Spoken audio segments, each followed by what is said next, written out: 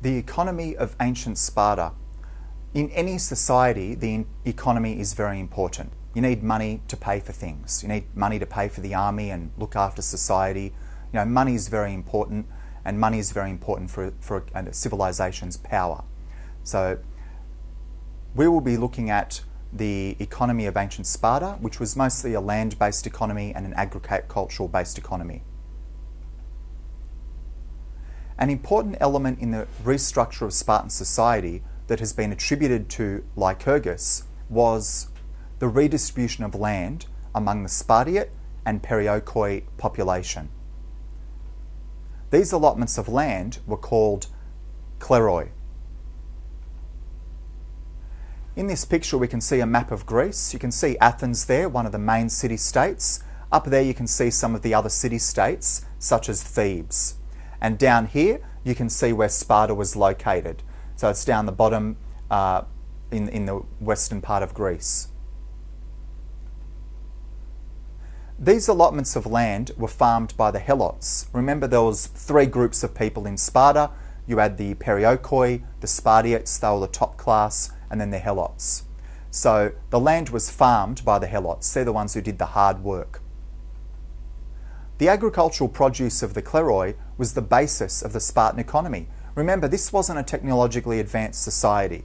You know, they didn't have electricity, they didn't have cars or aeroplanes. You know, these days, a country like America or Germany manufactures cars. They manufacture computers, they have computer software. You know, the Apple company has the iPhone, which it manufactures, and they make tens of millions of them. But in this society, it was all about agriculture. You know, they didn't have iPhones and TVs and so on. The produce of the Kleroi was also the basis of Spartan citizenship.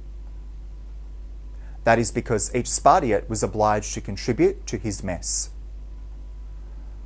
Now here's a very nice picture where you can see the land around Sparta, and I think it's a very beautiful environment. You've got mountains around Sparta. You can see the mountains. You can see all this rich agricultural land. It was a very beautiful place. I think it's the type of place I'd like to go to as a tourist. And of course the ancient city of Sparta went down, and about 150 years ago there was just the ruins, but a Greek king built a modern city on the site of Sparta, and so there is a modern city called Sparta on the site of the old one, and it's very beautiful. You know, you've got the mountains in the background. I think it'd be a really nice place to visit. The syssition. The mess is the syssition. So this is like in the army today, you have the officers' mess. All the army will sit down and they'll eat dinner together. This is what they did in ancient Sparta. The men would get together and they'd eat together in the syssition, in the mess, and they would have to contribute something to that. Failure to contribute to the mess would result in a loss of citizenship rights. This system of land ownership and agricultural production by the helot population underpinned the entire Spartan way of life. It freed the male citizens so they could devote themselves entirely to military pursuits. So you've got the Spartiates, you know, they're the top men. They're devoting themselves to the military. They don't have to work the fields and be farmers. They own the land. They're getting other people to work the land like the Helots, and they're devoting themselves to the military.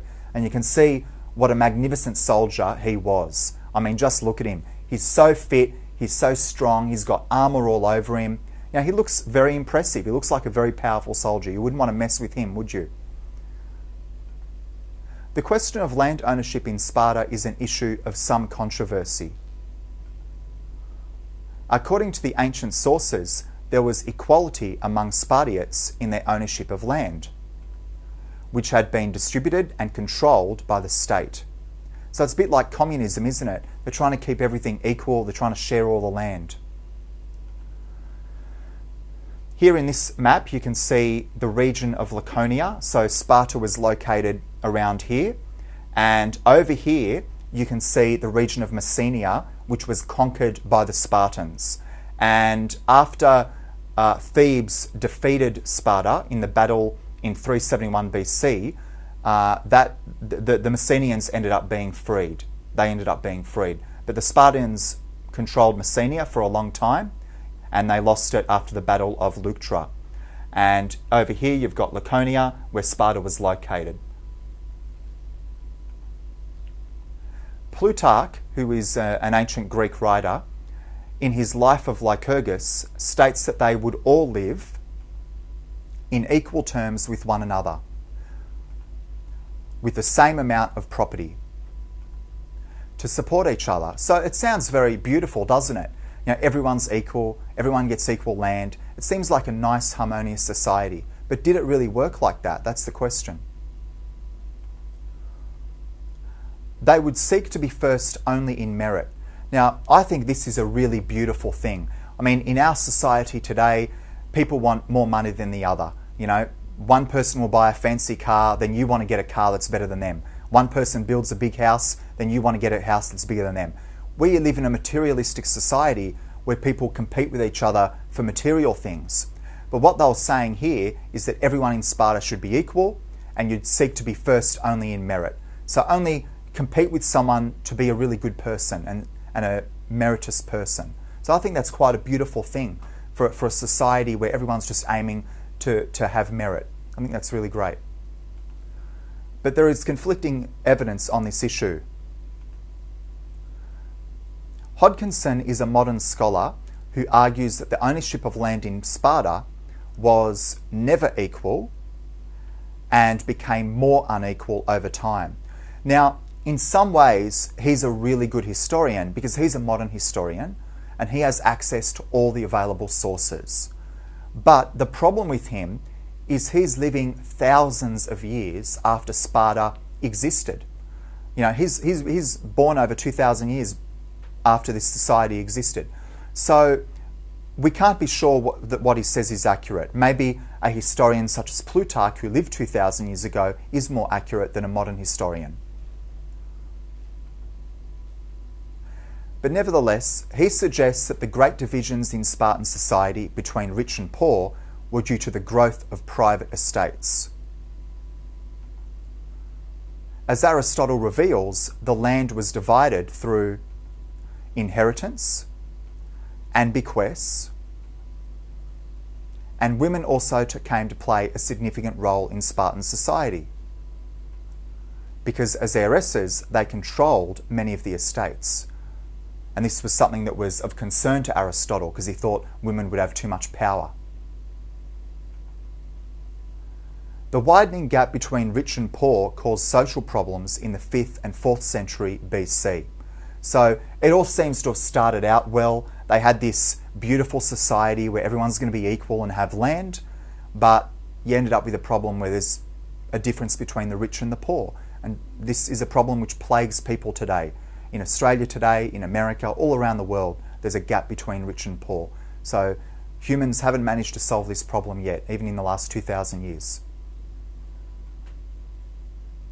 The number of Spartiates, remember they're the top class, they're the soldiers, they're the ones who can devote themselves to the soldierly life because the other people are doing the work. The number of the Spartiates rapidly declined throughout the 5th century BC. Spartiates who lost their Kleroi or were unable to contribute to the mess lost their rights as equals and were known as hypermenes or inferiors. The inferiors. This is one of the unsolved mysteries of Spartan society. How did these men live if they had no land from which to draw income? In 398 BC, this group was involved in a plot to overthrow the government. So once again, you've got a situation where you've got disgruntled people missing out on the economic benefits of the society. They want to overthrow the government. You know, it's happened so many times. We had a revolution in Russia in 1917. The communists took over the country and they killed the Tsar Nicholas II. 200 years ago in France, you had the French Revolution. The people overthrew King Louis XVI. They chopped off his head. Right? Throughout history, you've had people rebelling to overthrow the government. And even in ancient Sparta in 398 BC, this group apparently was involved in a plot to overthrow the government. So it seems humans continue to have the same sorts of problems You have poor people who miss out on society, miss out on the economic benefits, they get angry with the government. And that's something that happened in Sparta.